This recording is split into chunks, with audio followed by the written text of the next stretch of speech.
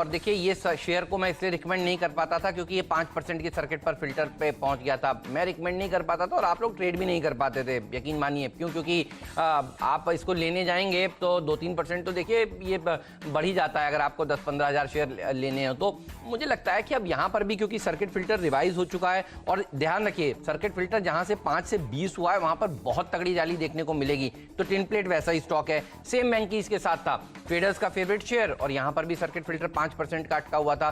तो मैं देख रहा था इतनी लंबी सूची है, अब कल देर रात तक मैं इस सूची को पढ़ता रहा और उसके बाद मैंने उसमें से कुछ शेयर निकाले और अब सोचा कि क्यों ना आज स्टॉक 2020 की टीम ही उससे बनाई जाए। तो आज मिड कैप्स में एक्शन देखने को मिलेगा, लार्ज कैप्स हो सकता है आपको कंसोलिडेट करते हुए नजर आए जैसा कल देखने को मिला है, लेकिन इन्हीं मिड कैप्स के ऊपर अगर आप फोकस करेंगे तो आपका खूब पैसा बनेगा आज इंट्रा डे में भी। तो ये कुछ और स्टॉक्स हैं जिनको टीम में शामिल किया है और उसके साथ मेरे हो गए 5 शेयर। बिल्कुल, कल हमने हेमंत चीनी सेक्टर के 4-5 शेयर अपनी टीम में लिए थे और 5.5% के अपर सर्किट पे बंद हुए थे। तो मुझे लग रहा था, मैंने कल सुबह कहा भी था कि चूंकि सर्किट ही छोटा है तो मैं इसमें कुछ कर नहीं सकता, और पूरा चीनी सेक्टर कल 5% के अपर सर्किट पे बंद हुआ था। उसमें से 3 स्टॉक मैंने देखा कि जिनके सर्किट 5 से 20 कर दिए गए हैं, बलरामपुर चीनी, धामपुर शुगर और डालमिया भारत शुगर। ये तीनों मैंने रिपीट किए हैं और मैं आपसे कह रहा हूँ कि यहाँ पे ध्यान रखिए, पूरा शुगर सेक्टर फिर सर्किट पे जाएगा क्योंकि बहुत सारी खबरें इस सेगमेंट के लिए हैं। आप मीडिया में जाके बयान ढूंढिएंगे तो आपको त्रिवेणी इंजीनियरिंग के मैनेजमेंट का बयान मिलेगा, बलरामपुर का मैनेजमेंट बयान मिलेगा कि एक बार प्राइसेस में बाउंस आ गया। रिटेल प्राइस आप लोग अनुभव कर रहे होंगे 45 से 50 रुपए के बीच में चल रहे हैं। ग्लोबल मार्केट में प्राइस बढ़ चुके हैं, प्रोडक्शन कम हुआ है और अल्कोहल बेस्ड सैनिटाइज़र को एक्सपोर्ट की मंजूरी दे दी गई है। ये सारी खबरें हैं जो चीनी सेक्टर के लिए हैं। यहाँ से अभी कुछ दिनों तक आप देखेंगे चीनी सेक्टर बहुत तेज़ी से चलेगा। तो कल जो लोग मिस कर गए होंगे 5% के चक्कर में नहीं ले पाए, आज ये 20% के जो अपर सर्किट हैं इस पर ध्यान रखिएगा। पूरा सेक्टर आज फिर से आपको चलता हुआ दिखेगा। चूँकि 3 के सर्किट चेंज हो गए हैं तो मैंने तीनों टीम में ले लिए हैं। कल भी मेरी टीम में थे बलरामपुर, धामपुर और डालमिया भारत, यहाँ पर खरीदारी करके चले। हेमंत अब डिपेंडेबल बिल्कुल, तो बलरामपुर, धामपुर, इवन मैं देख रहा हूँ द्वारिकेश शुगर 5 से 20 हो गया है।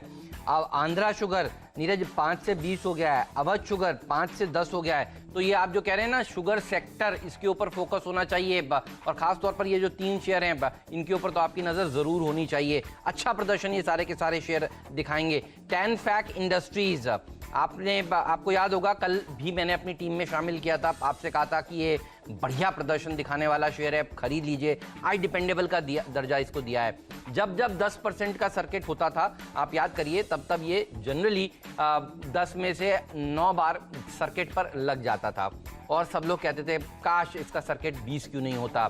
तो टैनफैक अब 20 हो गया है, जी हाँ आज से। तो आज ये और अच्छी तेजी दिखाएगा। ध्यान रखिए ये स्टॉक बहुत ही बढ़िया कंपनी है, इसको मैं 100 रुपए के आसपास से आपको सजेस्ट करता जा रहा हूँ। और स्टॉक 2020 का मेरा लगातार खिलाड़ी रहा है, नया खिलाड़ी भी रहा है, कल का खिलाड़ी भी रहा है। अच्छा, इससे मुझे याद आता है नीरज, नया खिलाड़ी कल का खिलाड़ी हम आज से देना शुरू करेंगे। कई लोगों ने कल ट्विटर पर इतना बात करी कि भाई क्यों नहीं दे रहे हैं। तो देखिए हम लोग भी इंसान हैं, रिसर्च कर रहे थे कुछ अच्छे शेयर, और आधे से ज़्यादा शेयर तो देखिए सर्किट वाले होते थे 5-5% के। तो हम कैसे रिकमेंड कर दें उन शेयरों को। अब क्योंकि सर्किट फिल्टर रिवाइज हो गए हैं तो अब हम वापस से नया खिलाड़ी और कल का खिलाड़ी आज देना शुरू करने वाले हैं। तो जो लोग कंप्लेन करेंगे, कि आज भी कंप्लेन होगी नीरज ये लोगों की कि भाई बहुत ऊपर खुल गए, तो देखिए अब 20% के सर्किट्स हो गए हैं तो आपको मौके अब यहाँ पर मिलेंगे। और उसके बाद भी अगर आपको मौके नहीं मिले तो निराश मत होइएगा। 10 बजे नीरज और मैं आपको एक नया खिलाड़ी देंगे और 3:15 के आसपास एक कल का खिलाड़ी भी आज देंगे। अब 1 दिन 2 दिन ये देखने वाली बात होगी, लेकिन ये सारे के सारा चीज़ें हम वापस से अब शुरू कर रहे हैं 3 दिन के विराम के बाद। तो टैनफैक के ऊपर रखिएगा नज़र। आदित्य बिरला ग्रुप की कंपनी है, जॉइंट वेंचर कंपनी है ये तमिलनाडु राज्य सरकार के साथ। और आपने देखा था कल मेरा मिस्टर डिपेंडेबल खिलाड़ी कैमलिन ने किस तरह की तेजी दिखाई थी। डायरेक्टर साहब एक बार कैमलिन कोकियो कैमलिन का चार्ट दिखाइए। 15% की तेजी इंट्राडे में इस स्टॉक में देखने को मिलती है और डिपेंडेबल स्टॉक इसी तरह का कमाल दिखाते हैं। तो आज ये 20% वाला कैंडिडेट है, मुझे लगता है शानदार प्रदर्शन दिखाएगा। ये देखिए ये कल का डिपेंडेबल खिलाड़ी है, ये भी आगे टीम में रहने वाला है एक आध दिन छोड़कर, लेकिन मुझे लगता है कि इस तरह के स्टॉक्स आपके रडार पर जरूर होने चाहिए। तो नीरज आपका डिपेंडेबल बताइए। सर मेरा डिपेंडेबल देखिए ऑटो एंसिलरी है, रिको ऑटो को हमने चुना है। कल आपने ध्यान दिया होगा तो ऑटो शेयर एक बार फिर से हरकत में आए और उसमें बढ़िया तेज़ी बनती हुई दिखी, और उसका सिंपल सा एक रीज़न है कि अब ओपन अप हो रही है। मुझे ध्यान है कि आप लोग बजाज के मैनेजमेंट से बात कर रहे थे, वो कह रहे थे कि हमारे ज़्यादातर डीलरशिप ओपन हो गई हैं, सेल शुरू हो गई, तो जो अब इस समय बॉटम बना है वो अगली बार आपको बेहतर होता हुआ दिखेगा। और ख़ास तौर पे ऑटो एंसिलरी इसलिए क्योंकि ये हमेशा ध्यान रखिए कि जब OEM की पिटाई होती है तो उससे दुगनी पिटाई उसकी एंसिलरीज की हो जाती है। तो एंसिलरी में ज़्यादा कमज़ोरी देखने को मिली, तो ट्रेडिंग के लिहाज से इसमें आपको ज़्यादा बेहतर बाउंस मिलेगा। अभी जितना चले हैं उससे कहीं ज़्यादा इसमें तेज़ी की गुंजाइश बाकी है, तो इसीलिए रिको ऑटो को इसमें शामिल किया है। बड़ी कंपनी है, एस्टेब्लिश कंपनी है, और ख़ास तौर पे टू व्हीलर के लिए इनका जो सामान है वो बहुत ज़्यादा इस्तेमाल होता है।